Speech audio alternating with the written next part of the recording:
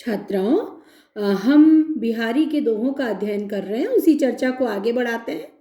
मंगल बिंदु सुरंगो मुख ससी केसरी आड़ गुरु इक नारी लही संगो रसमय किय लोचन जगत।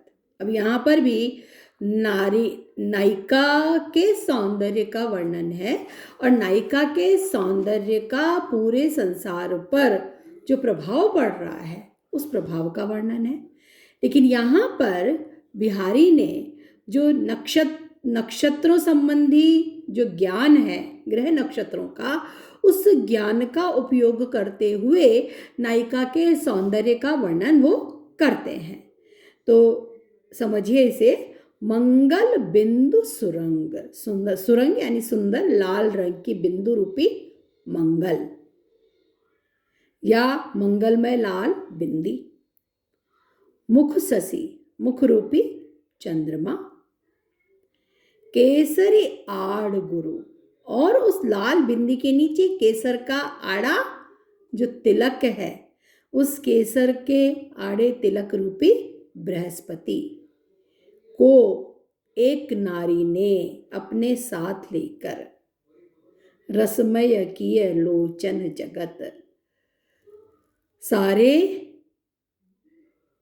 संसार के नेत्रों को रसमय कर दिया, आनंदमय कर दिया। अब देखिए, जो नक्षत्र विज्ञान है उसके अनुसार जब मंगल, चंद्रमा और बृहस्पति एक नाड़ी में आते हैं तो पृथ्वी पर अत्यधिक जल बरसता है, सारी पृथ्वी जलमय हो जाती है, अत्यधिक वर्षा होती है, ऐसा माना जाता है। तो जब मंगल, चंद्रमा और बृहस्पति एक नाड़ी में होते हैं तो अत्यधिक जल वृष्टि होती है।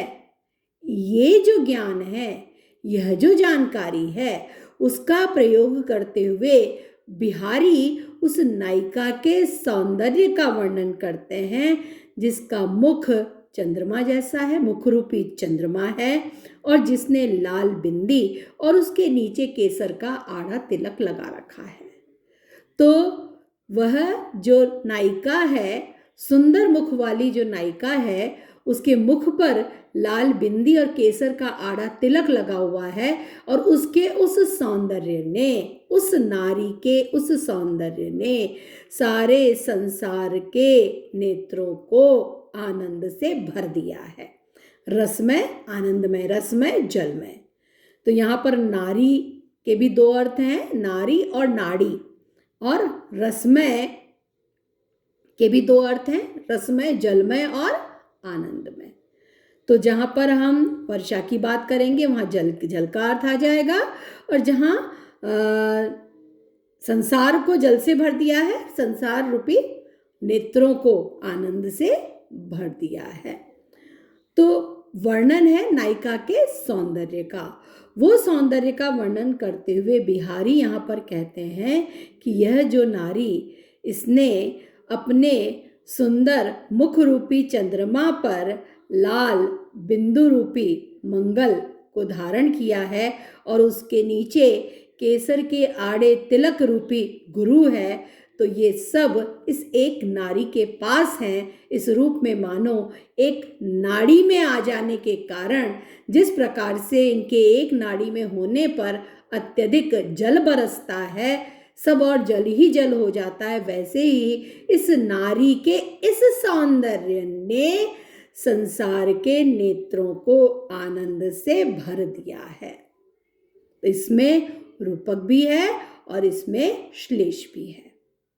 ठीक है, अर्थ स्पष्ट हो गया। बहुज्ञ कवि थे बिहारी, उनकी बहुज्ञता का उदाहरण हमें इसमें भी मिल जाता है कि किस तरह से नक्षत्र विज्ञान और मौसम शास्त्र दोनों का उन्हें ज्ञान है और उस ज्ञान को उन्होंने इसमें प्रकट कर दिया है।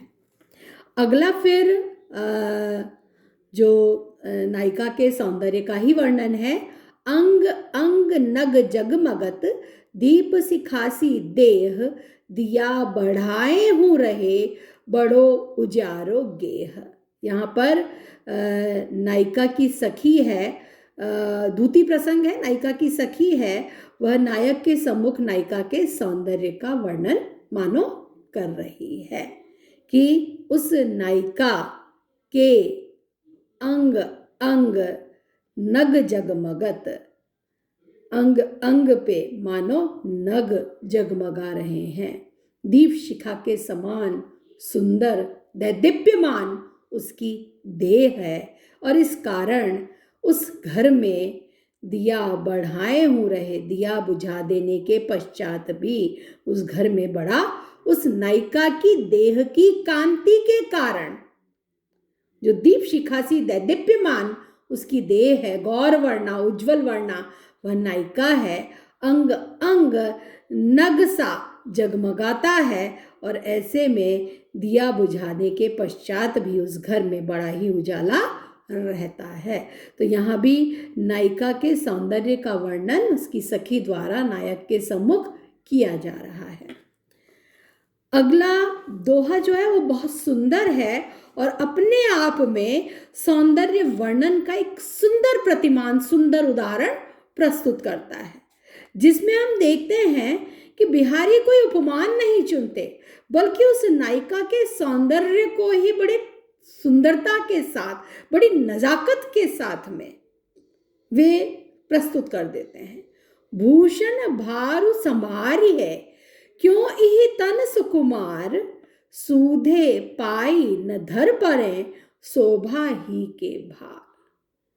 नायिका जो इठलाती हुई चलती है, इठलाती हुई बल खाती हुई नायिका चलती है, उसकी उस अदा पर बिहारी कहते हैं कि वह तो शोभा के भार के कारण, सौंदर्य के भार के कारण इतनी सुंदर है, मानो सौंदर्य ही उस पर भार हो गया है, और उस सौंदर्य के कारण वह सीधे पांव नहीं धर पाती है, सीधे सीधे नहीं चल पाती है, इठलाती हुई बल खाती हुई चलती है। तो वह नायिका भला, उसकी वह सुकुमार देह, इही तन सुकुमार, उसकी वह सुकुमार देह भला आभूषणों के भार को क्यों संभालेगी, कैसे संभाल पाएगी। इतनी सुंदर नायिका है और सौंदर्य के भार के कारण ही वह इठलाती हुई बल खाती हुई चलती है। उस नायिका को आभूषणों की आवश्यकता ही नहीं है। तो नायिका का सौंदर्य और सौंदर्य के साथ नायिका की जो गति है, उसके वर्णन के द्वारा नायिका के सौंदर्य का या अद्भुत सौंदर्य का वर्णन किया गया है। और अत्यंत सुकुमार देह वाली वह नायिका सौंदर्य के भार के कारण ही सीधे पैर नहीं धरती है, इठलाती बल खाती चलती है। तो ऐसी उस नायिका को आभूषणों की भला क्या आवश्यकता है, वह आभूषणों के भार को कैसे संभाल सकेगी।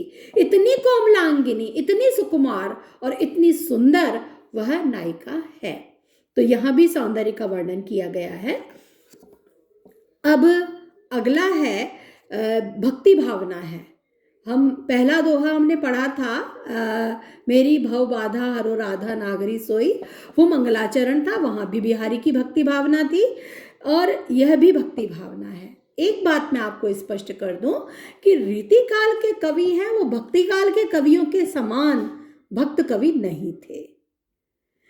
रीतिकाल के कवियों में हम देखते हैं कि एक सामान्य भक्ति भावना है। हम पहले भी चर्चा कर चुके हैं कि रीतिकाल के संबंध में यह हो गया था कि कवियों की यह मान्यता हो गई थी, जो सुकवि रीझी है तो है कविताई, नहीं तो राधिका कन्हाई सुमिरन को बहानो है। यह स्थिति बन गई थी और इसको मैं समझा चुकी हूँ आपको, रीतिकालीन पृष्ठभूमि को हम समझ चुके हैं। तो जहाँ यह स्थितियाँ हो गई थी तो उस रूप में भक्त कवि तो थे ही नहीं, ये तो पूरी तरह श्रृंगारी कवि थे।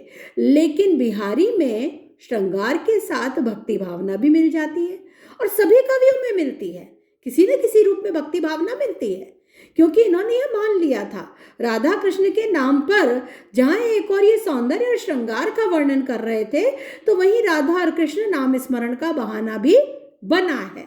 बिहारी भी समय समय पर भक्ति भावना के दोहे भी लिखते हैं और उनकी भक्ति भावना में कभी तो हमें निर्गुण मतावलंबी कवियों की सी विचारधारा भी मिल जाती है, कभी प्रेम की बात मिल जाती है, कभी सगुण मतावलंबियों की विचारधारा भी मिल जाती है, कभी दास्य भाव भी मिल जाता है, कभी सखा भाव भी मिल जाता है।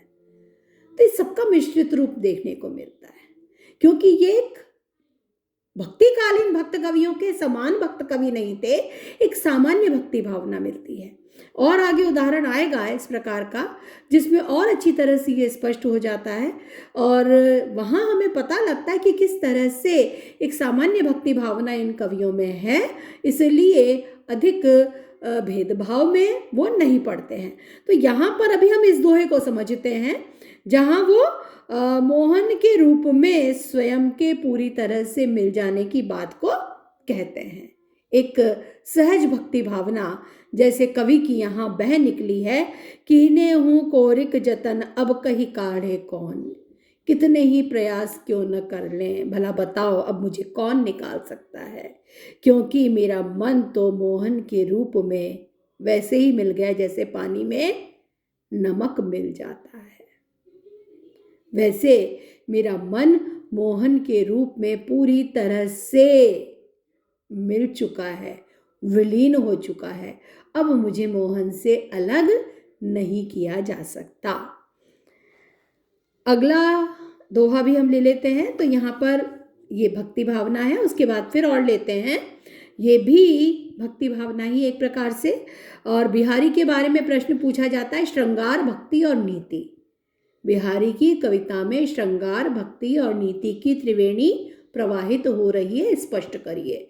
तो ये आपको जब दोहे आप पढ़ेंगे तो इन चीज़ों को ध्यान रखना होगा। अगला है, या अनुरागी चित्त की गति समझे नहीं कोई, ज्यों ज्यों बूढ़े श्याम रंग त्यों त्यों उज्ज्वल होई। इस अनुरागी मन की यानी कृष्ण से जो प्रेम करता है, कृष्ण के प्रेम में लिप्त है पूरी तरह से, इस अनुरागी मन की गति को कोई नहीं समझ सकता। बड़ी विचित्र है इसकी गति। ज्यों ज्यों बूढ़े श्याम रंग, ये जैसे जैसे श्याम रंग में डूबता है वैसे वैसे उज्जवल होता चला जाता है। विरोधाभास अलंकार है, श्याम रंग में डूबना तो श्याम होना, लेकिन श्याम रंग में डूबकर और उज्जवल होता है। विरोध का आभास है, विरोध वास्तव में होता नहीं है। तो यहाँ पर क्या है, जैसे जैसे यह कृष्ण के रंग में, श्लेष के द्वारा अर्थ श्याम काला रंग और कृष्ण का रंग, तो जैसे जैसे कृष्ण की भक्ति में डूबता है, कृष्ण के रंग में डूब जाता है, वैसे वैसे यह जो कृष्ण से प्रेम करने वाला जो चित्त है, मन है, अंतःकरण है, ये और अधिक उज्जवल होता चला जाता है। तो ये मन की जो गति है, जो कृष्ण से प्रेम करता है, मन की उस गति को यहाँ पर स्पष्ट किया है। और स्पष्ट ही है, जैसे जैसे कृष्ण भक्ति में मन रमेगा, जैसे जैसे मन कृष्ण में और डूबेगा, वैसे वैसे उसकी वृत्तियाँ और निर्मल और स्वच्छ और उज्जवल होती चली जाती हैं। तो आज इतना ही, आगे के दोहों को हम अगले वीडियो में पढ़ेंगे।